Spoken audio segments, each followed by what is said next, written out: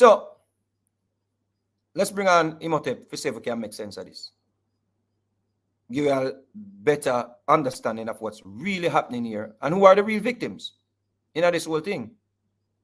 You see? Heal, brother. Yeah, peace, love, and light, family. Peace, love, and light. Yeah, man, big up yourself. Give thanks to the link.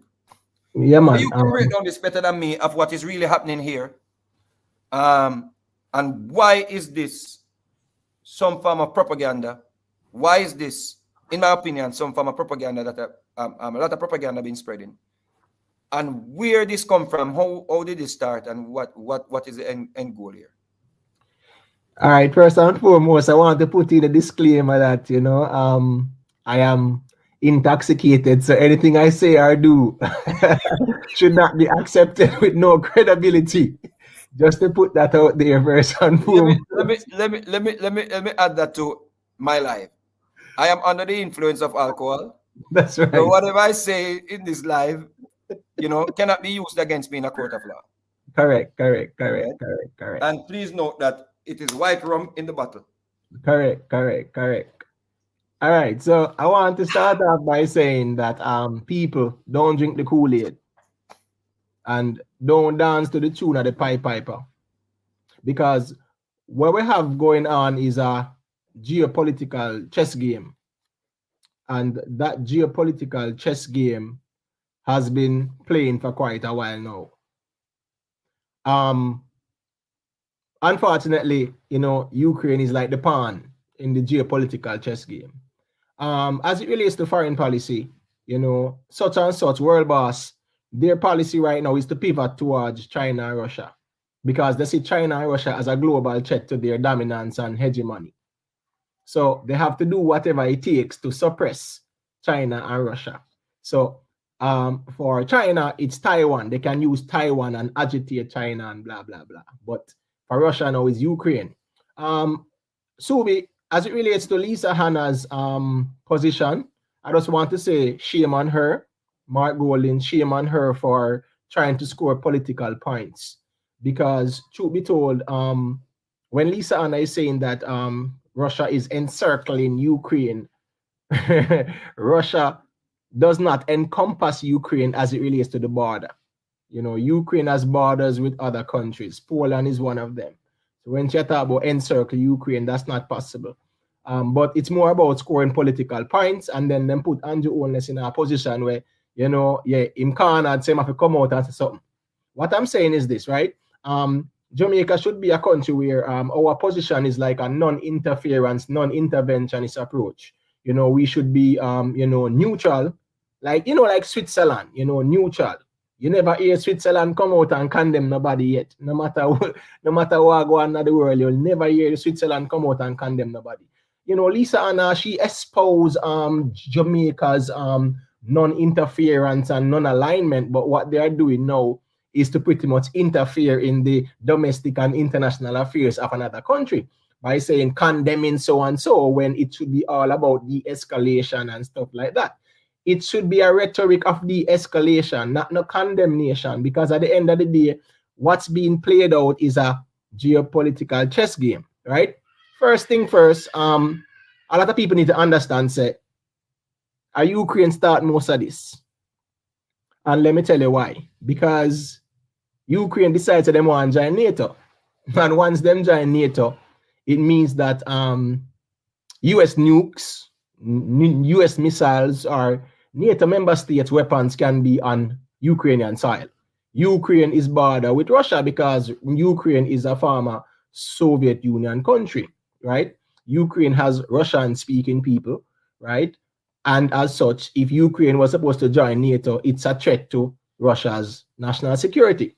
Just imagine if Mexico did say, all right, we are signing some agreement with Russia, so Russia can come in Mexico and put some missiles in Mexico and them something there. That wouldn't happen. World boss would invade Mexico a long time and take over the place. So that's the reality of what's going on. Like, there are 3 superpowers in the world, and each superpower would like to be respected equally. Russia's position is that no country that borders with them should be no member of NATO, so that them other member states can put no nuclear weapons in them country. because it's a threat to their national security. So Mark Goldin and Lisa Anna, please do a little bit of study on the history of Ukraine 101, okay? This started from 2014, where the democratically elected president, right, was overthrown in a coup. And we know who involved in that already. Once we hear coup, we know who involved in that already, right? And you know, puppets were installed, like pro-Western puppets, that's what them call them. So, you know, they lean towards, you know, the Western or Western ideology, blah, blah, blah. So that's the case with Ukraine. So the president, who is a neophyte to politics, you know, he last year invited the proposal of Ukraine joining NATO. That's a red line for Russia. Russia met with the US last year. Russia wanted a certain level of security guarantees that, listen to me, Ukraine cannot join NATO. Russia was not given those guarantees, and Russia was being treated as if Russia was a second-class citizen, so to speak, in a world where it's Russia, China, and the US right now. But at the end of the day, you know, you have, you know, world boss exceptionalism where them feel like, say, well, I them run things and anything them say stand. And Russia pretty much tell them, say, listen me now, the ball game change right now. You have to treat and negotiate with me on an equal footing. So what we have going on now, because from 2014 there's a civil war going on in Ukraine, in the Donbas region, the region of Luhansk and Donetsk, right?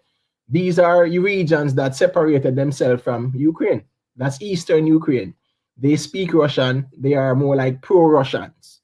You understand what I say? So they are more aligned with Russia. So from 2014, a civil war going on in Ukraine. We never hear anybody make no noise. We never hear anybody say, oh, it affects global oil prices, right? So you talk about in Yemen. The war in Yemen does affect global oil prices because Yemen and Saudi Arabia border, and Yemen and Saudi Arabia in a war in a sense, whereas you have different factions in Yemen who are war with Saudi Arabia. And whenever them threaten the Saudi Arabian oil supply, it affects the global pricing in the market because Saudi Arabia is the #1 exporter of oil in the world. So the war in Yemen is even more important than what going on in Ukraine. But again, now, you know, that's a Western war, so that takes precedence. So truth be told, it's really a chess game. Truth be told, American oil companies, right? Yeah, now they must smile all the way to the bank because once them cut off Russia from supplying LNG, which is liquefied natural gas to Europe, it means American companies will come in and fill this void. So one, that's the economic side of it, where a long time them want that. Now them sanction Russia, them cut off the Nord Stream 2 pipeline. So Russia will no longer be supplying gas to Europe through Nord Stream 2. So American companies is going to fill that vacuum. The military industrial complex to eat a big food after this because recently, yeah man, Congress approved about 300 million to 500 million worth of aid to Ukraine. They never send no bread and butter or saltfish and baked bean down there. We know where them send down there. So the military industrial complex eat a good food after that. You understand me? I say Poland bought like 50 Abraham tanks about a week or two ago. Once can Google them things I talk about, you know, because I tend to observe what's going on the geopolitical arena. So a week ago or so, 2 weeks ago, Poland bought like 50 Abraham tanks, over $1 billion. So, you know, it's more like a Hegelian dialectic playbook, problem, reaction, solution. So the problem is manufactured, them have a reaction, and then them create a solution. So what we have now is that what? There's the problem, yeah man. The Boeing and the Raytheon them and the one, Lockheed Martin, all these big arms contractors, they are supplying Europe now with billions of dollars in armaments. So they are making a killing. While the gas price, right? While the gas price might be increasing, the stocks of these arms dealers are increasing as well. Thank you, Subi, for backing me up with that. You get what I say? So these arms manufacturers, for them stock on the market, a skyrocket their value. These oil producers now, ExxonMobil and Shell and all them, right? Even BP too. Their stocks is skyrocketing because they are now filling that vacuum in Europe in terms of supplying them with LNG. So it's all about economic warfare. It's all about the pivot as well in terms of American world boss foreign policy. Their policy is to pivot towards Russia and China, because you don't know it got Russia and China are the the threat to their global hegemonic dominance. So ones and ones need to overstand. Say, don't get too caught up with the hype. Don't get caught up with the media, because what we have even seen in the media is that even on social media we see even fake videos, even video games. People are put out there to say, "Oh, Russian versus Ukraine," and it'll get on millions of likes. So don't get caught up in it. It's important for us to understand and overstand the geopolitics of what's going on, because at the end of the day, them objective is to what? Suppress Russia, suppress China, so that they can remain the dominant force, because at the end of the day, Russia and China are a threat to their global dominance. The oil market right now, them want to cut off Russia from it, so that American companies can take it over and fill that void, which means that what? More money for them. Them stock have a value. The arms dealers, them, I sell warplane, them, I sell tanks, them, I sell javelin missiles, you Patriot batteries, whatever, right? Them, I make a killing. So while we they are balling and talk about pray for this and pray for that, some people are smiling all the way to the bank. And that's the fact of the matter. So when we have Lisa Anna, who should be, much more educated as to the geopolitical chess game taking place right now, right? Mark Golding, yes, clearly he's a neophyte to, international politics. But they should not be trying to politicize the situation, because truth be told, there is UC Russell, which produces Backside. It's a partnership between Russia and Jamaica, because UC Russell is a Russian company. So when them are come out in condemnation now, when them sanction these Russian companies, it's going to affect Jamaica directly, because UC Russell, which does Backside production, will be sanctioned. And as such, it will affect the Jamaican economy directly. Lisa Anna and Mark Golding's position is that, what takes place in Ukraine affects global oil prices. Whatever takes place in Yemen affects global oil prices too, because the faction in Yemen, once them send one little drone or one little missile go over Saudi Arabia, Aramco oil facilities, right? It's going to disrupt global supply. So it's going to affect the markets. Whatever takes place in Nigeria as well affects the global oil market, because Nigeria is the #1 producer in Africa. So how we are going to say those issues don't, count. Whatever takes place in Libya affects the global oil market as well, because Libya is a large producer of oil as well. So why is it that all of a sudden now we are so sympathetic towards a country who, one, full of, some radicals, meaning said them radical. Two, they are being used as a pawn and a puppet. Three, the leader is one of the most corrupt in the history of the country. That government is not a popular government, nowhere in the history of it. It's the most corrupt government in the history of the country, right? So why is it that no one is telling you that these people are not popular? Why you think the president of Russia could say, well, listen, me lay down on the arms, man. Don't fight for this man, because he's just a pawn and a puppet. How could them reach the capital in less than 24 hours? And the population is 44 million or over 40 million people. Not even when World Boss did go in Iraq, them reach Baghdad so fast. So it's a reflection, say what? They are not popular. And the people, them not really like them like that, contrary to popular belief.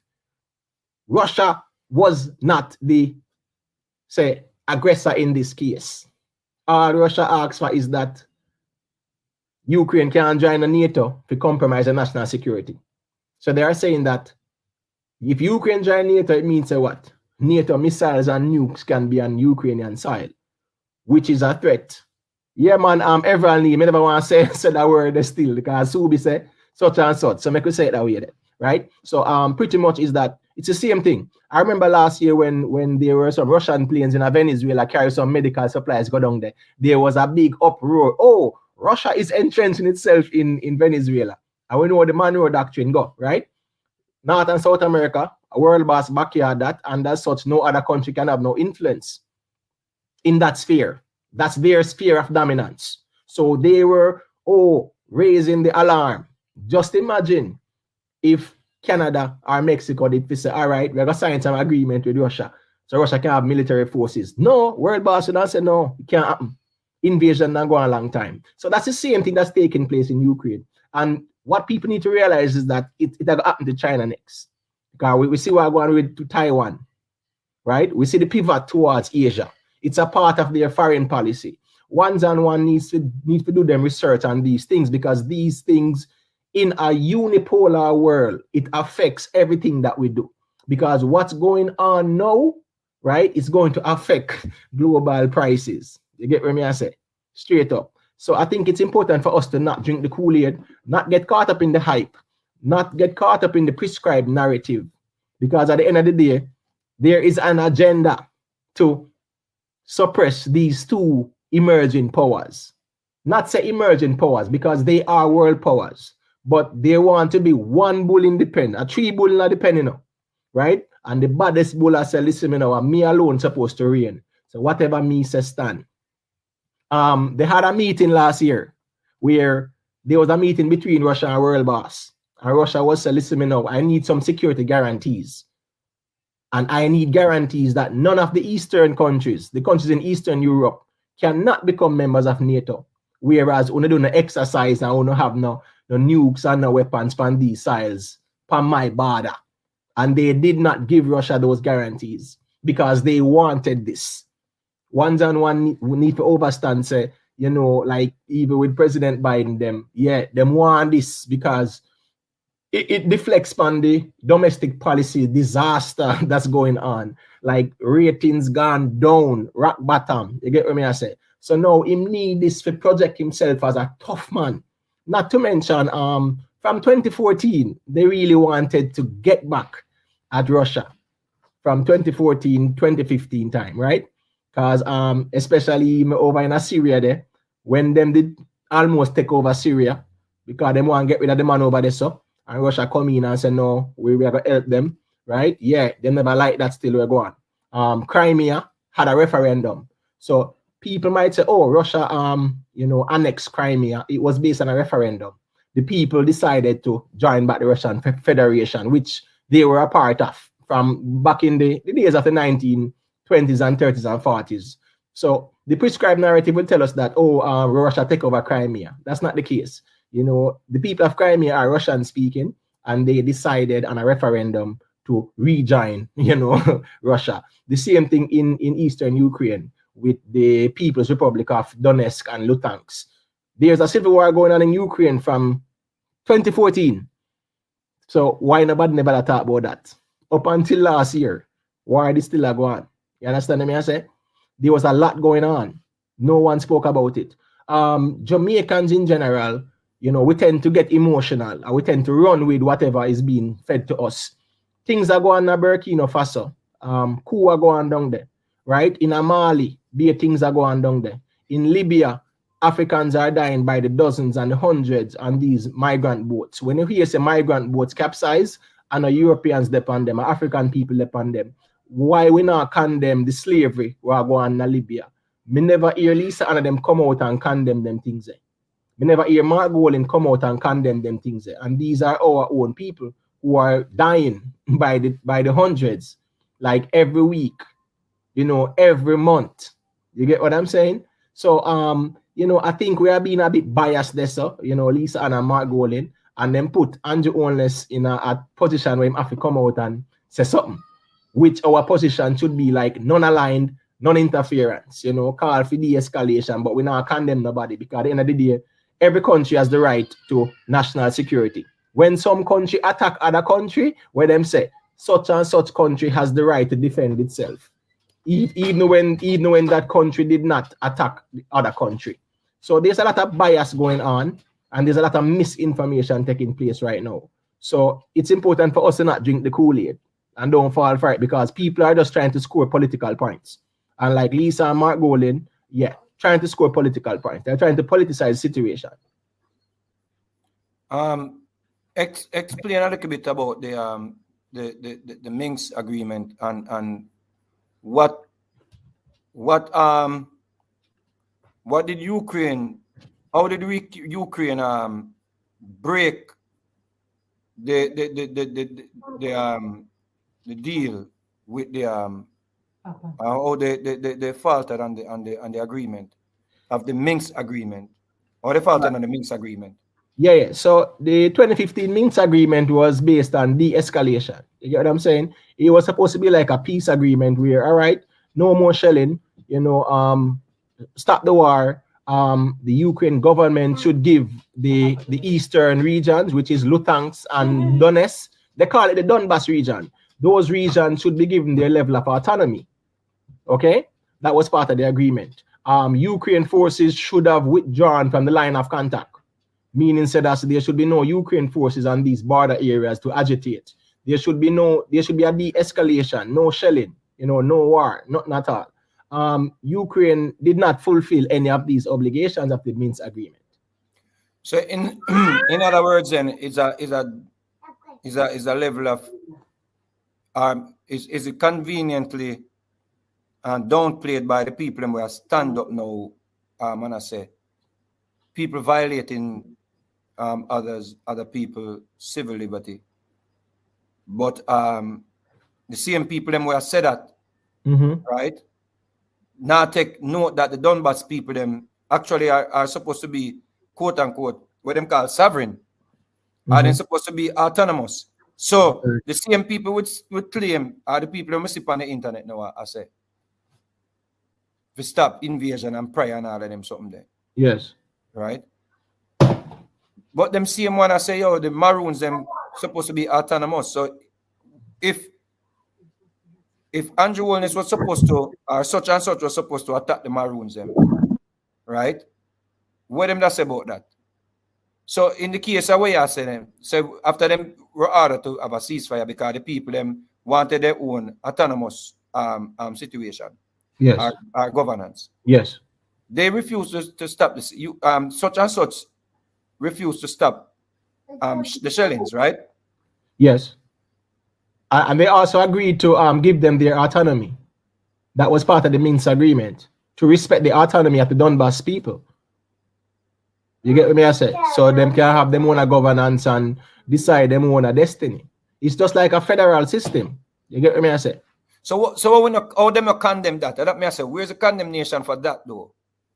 Yeah, because it's a political motivated ploy. No. You get what I say? Even with all the corruption and all what's going on, there has been nothing highlighted about that government.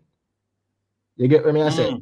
So it's more like it's convenient. It's just like it's just like in many countries in the Middle East, right?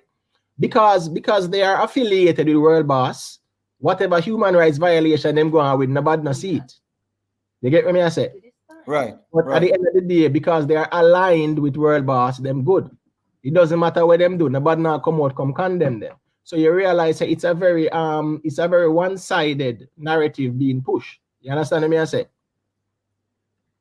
Because at the end of the day, Ukraine should have fulfilled its obligation under the Minsk agreement.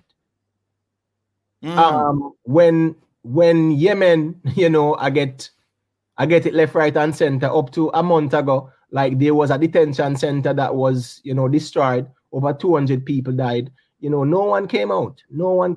And that's a gross violation of international law because civilian places should not be attacked. And we don't hear no condemnation about that. And whatever takes place in Yemen affects us all because it affects global oil prices. Because when the faction in Yemen go over Saudi Arabia, send a couple of drones over there, whatever, it affects oil prices. So it affects us directly as well. So why are we making it look as if whatever going on in Eastern Europe is more important than what's going on in Africa and what's going on in Yemen? It's just the bias that permeates, the world order. That's the problem. We anticipate that could be the end result of this World War III. Before you speak, Pepper Seed 38. I'm not sure who you're praying for, but if it's the people them down such and such where I get attacked currently, remember them children in your prayer to from down Yemen here. It's like 3,000 of them, are so, but on a daily basis. So while they pray, while they pray, while they pray, pepper seed. Remember them children down in Yemen. Me say, me call when me done and me pray for the children down in Yemen too. Yeah. So, it's strange how we never, see no pray for Yemen. This is currently going on, This is not like, this is not slavery in the 1800s, This is actually current. This is going on. This is currently, it's an ongoing thing. This right now, where children are dying from starvation because of an ongoing war that the Occident is supporting. You understand what I say? So all who are praying, I not say no pray for people them doing such and such. I'm just saying it's strange to me how black people don't pray for black people when black people are under attack. Subi, we don't hear no pray for Darfur. And Darfur has been going on from what? For about almost 15 years. Right? There's famine in Darfur, there's civil war in Darfur, there's suffocation in Darfur. There is the French in the Sahel region called Operation Bakken, right? The Mali, Burkina Faso, that region. The French them down there, them carry the Belgians, them go down there. You have all European powers down there. I'd kill half the people them down there. And nobody not talk about say pray for Africa and pray for what's going on. You understand me? I said, whole heap of things are going on in Burkina Faso. Whole heap of things are going on in Mali. Right? And no one is saying that, oh, whatever. As it relates to even international law, right? As it even relates to international law, like Lisa and Margot are supposed to talk about the international law. Because if that was the case, why they never talk out when World Boss recognize, the Golan Heights, you say, boy, oh, that a part of such and such place, which goes against international law and United Nations resolution. Why them never come out against in support of international law when previous World Boss recognized the Western Sahara region between Morocco and Tunisia as say a part of Morocco, Western Sahara, when these people are fighting for their independence and their autonomy. So this so-called argument of international law, right? It's only convenient for them now. But when other countries are being violated, we don't hear nothing from them. Serious things are going on in Burkina Faso, in Mali, you understand me? I say in Libya, right? You have the Tuaregs them in Libya and Mali who are being decimated. We don't hear nothing much about that. You have slavery going on in Libya. Black people in Libya are being enslaved and sold, right? And trafficked. We don't hear nothing much about that. And that's a breach of international law. You get what I say? So why we not hearing nothing much about that? The French are in the Burkina Faso region. A month ago, Mali expelled them. Mali tell them to pack up on the things and leave. Because what they did was to bring in a Belgian force, right, into Mali without the consent of the government. So Mali, I say, hold on, you feel like say we're inferior, leave. So the French pack up and leave. So there's a lot of things going on in Africa. But mainstream media don't highlight it because guess what? For them lives no matter much. But the moment we see what going over there, so the whole world is caught up in local media, Observer, Gleaner, the whole of them. Everybody just fixated on that. And a one narrative them a push. Who is the aggressor and how it affect international pricing. This is not new. The Ukraine crisis is not the only crisis that has affected the price of oil, right? What's going on in Yemen is affecting the price of oil every single day. So at the end of the day, it's a chess game. Whereas, as me say, people are make a killing right now. People are make a bag of money. The oil people and natural gas people, right now, I go fill that void there. Interesting that you said that, because you see the easiest thing for especially black people do and religious people is let us pray. But while we are praying, you know who is smiling to the bank? These companies. Them companies are smiling to the bank when you are praying. Correct. 20 companies profiting the most from war. You see that? These are 20 countries out of the many. Yeah, we're profit from where you are pray about. Textron, so I say based in Providence, Rhode Island, is one of the 11 American companies to rank among the world's largest defense contractors. The company ranks 28 among companies profiting the most from war in 2017 with $4 billion in arms sales through its subsidiaries, which include Bell Helicopter Textron System. We don't understand where I'm going. You can't go and pray, Yeah, and they must smile to the Why bank. when I pray, laugh, then people laugh to the bank, Man, the way to the bank. Facts. See another thing there. Industrial conglomerate. A conglomerate, you see, a naval this again, You know, say arms. So you see that, say arms, 4.1 billion worth of arms in 2017. We're not talking about World War. We're talking about leaders, 4.4 billion in arms sales. You can't go and pray, you not fool nobody with the prayer, total sales, 10.2 billion profit. You see me, I said 24.242 million. You see it? You see what people them employ? You see what people benefit from on the prayer? You see that? True. Yeah, go and pray. Rolls Royce, yeah, 19.3 billion in total sales. Profit 5.3 billion. Go and pray. God now answer 5.3 billion prayers. If help the people them down in Yemen, but he might answer phone and could get a prayer. When the prayer and have no money on it, when I go within the prayer, God know I hear, Honeywell International, 1.7 billion in profit, 40.5 billion in sales. Yeah? And what them sell? What them sell? Software and consulting services in a range of industries, including healthcare, oil, gas. You see, I say manufacturing, industrial, in addition, defense contracts. You can go and pray. God no answer broke people prayer. And them people are God to talk to. These are the people God answer. Them people are sit down and sort out the war, and them just benefit from it while you are dead for hungry. You see that? United Shipbuilding Corporation, you see? When was this? 2017. You know, see that? 2017. Yeah? 101 billion in profit, 5.6 billion in sales. The United Aircraft Corporation, 7.7 billion. Yeah? You see that? Yeah? Huntington in Gulls Industries, 7.4 billion in total sales. Slaves. L3 Technologies, 9.8 billion. You can go and talk. You see what I'm saying? 5.98 billion United Technologies. I mean, I talk about World War III. Oh, yeah, World War III. We not talk about World War I, World War II.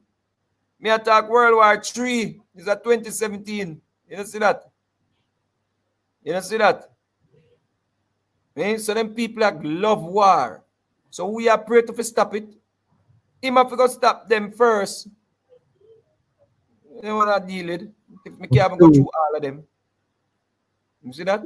But go up top, man. Go up top. Because see who are number 1, number 2, number 3, man. Because me not see it's Boeing and Raytheon and Lockheed Martin, man. Go up hold on. Say you never want me stop at the top 10. All yeah, right. man, go up top, man. Then all right. So that fails. All right.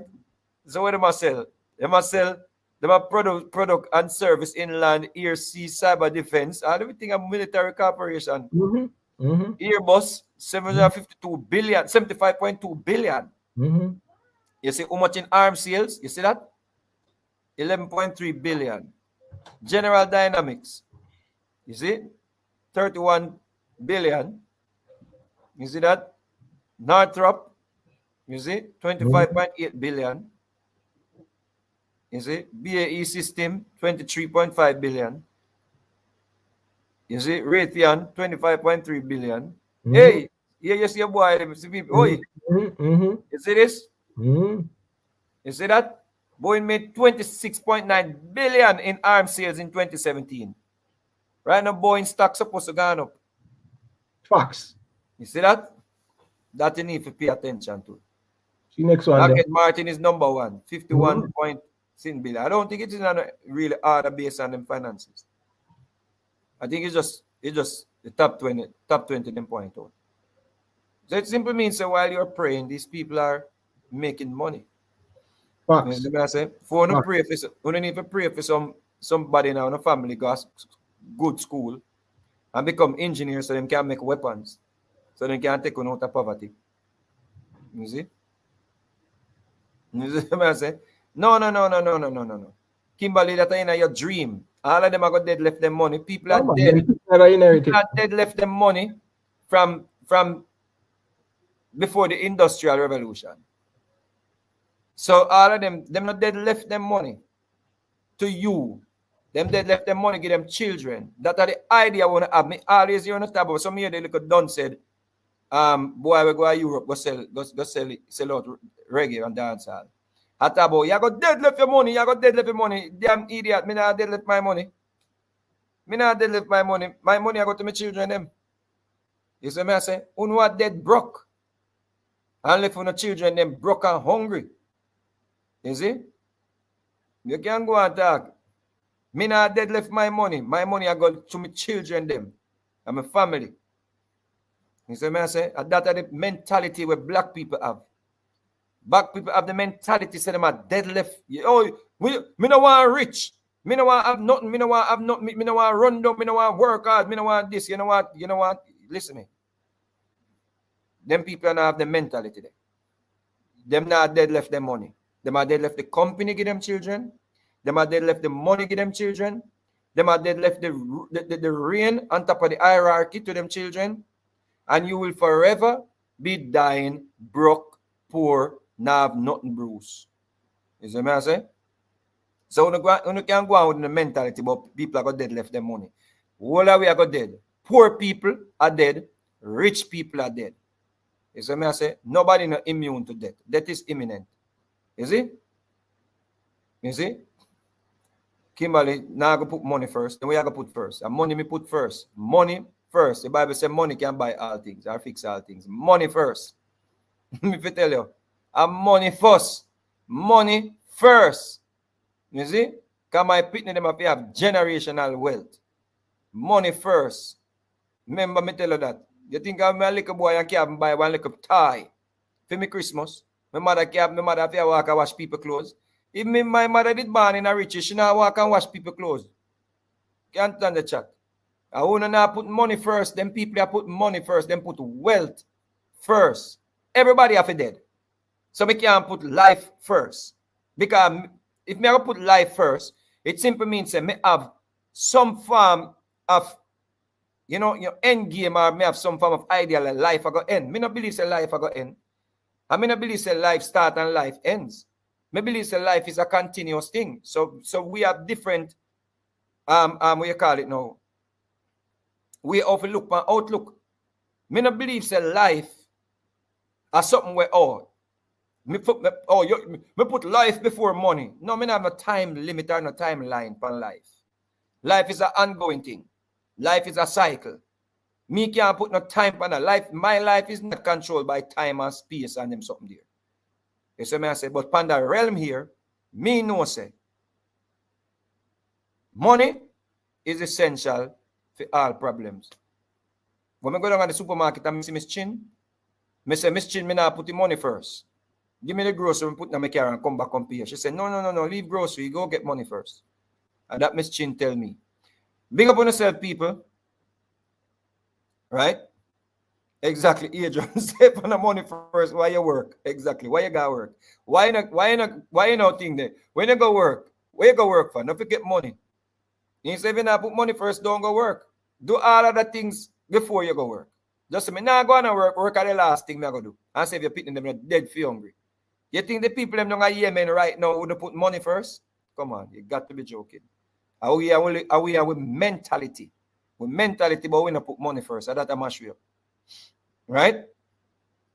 Me not try change the Kimberly. Me talk in general. Me not address just you. Yeah. See? So big up on yourself, people. Big up yourself, Imhotep.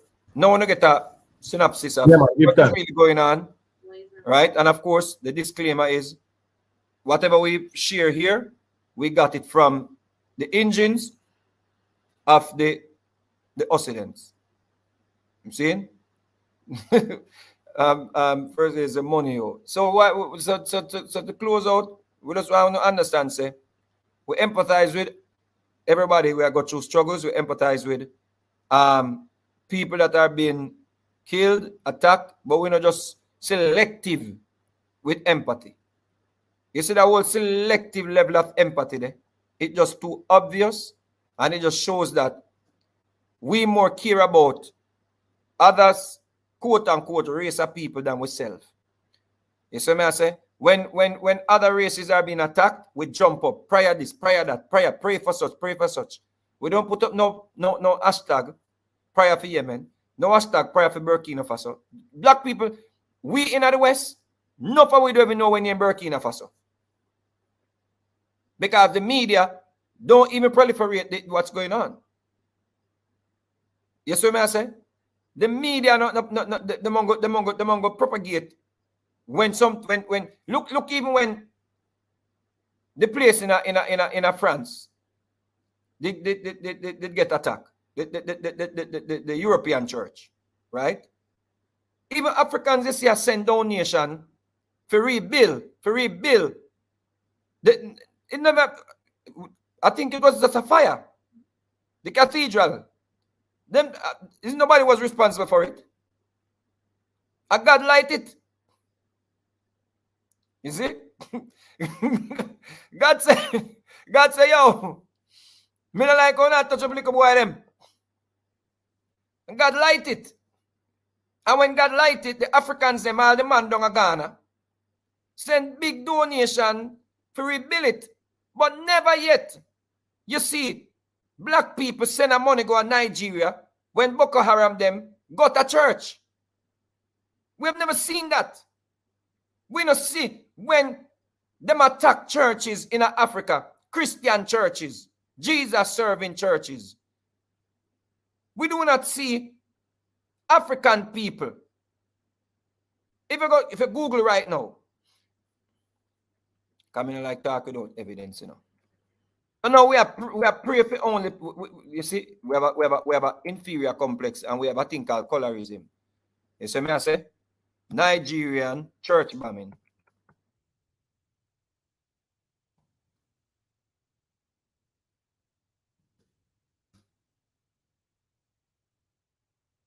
Just look at this. Before me come out for this. Just look at this. Let me go on my yard. You see? Just look at them thing here.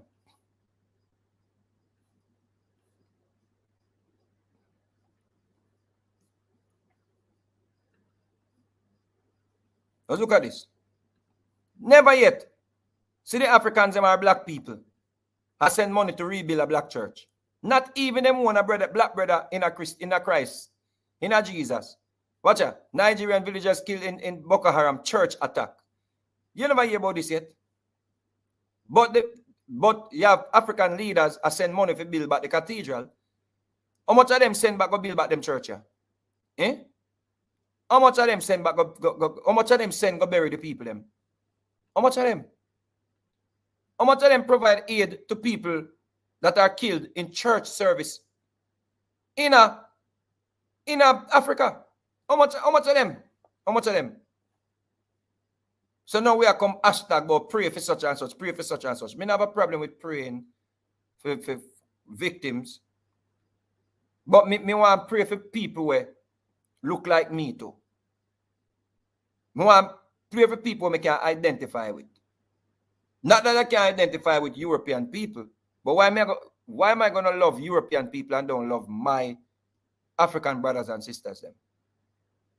Why am I going to put a person's outer appearance over the empathy when I'm supposed to display for everybody? If I'm going to pray for Europeans when they are being attacked or when they are coming under attack, then I should pray for my African brothers them to in Burkina Faso. I should be praying for my brothers and sisters them in Sudan, in Ethiopia. Look how long the war are going on in Ethiopia and Tigray. I will see the Rastaman them condemn the Tigray people them, because they no sense. That's how we see, you know. I want to see look Rastaman come out and burn out the Tigray people them, and it's the Tigray people them under attack. You see? So we are the prayers for black people. Exactly, Robert. We always talk about, oh, it's just black and black crime.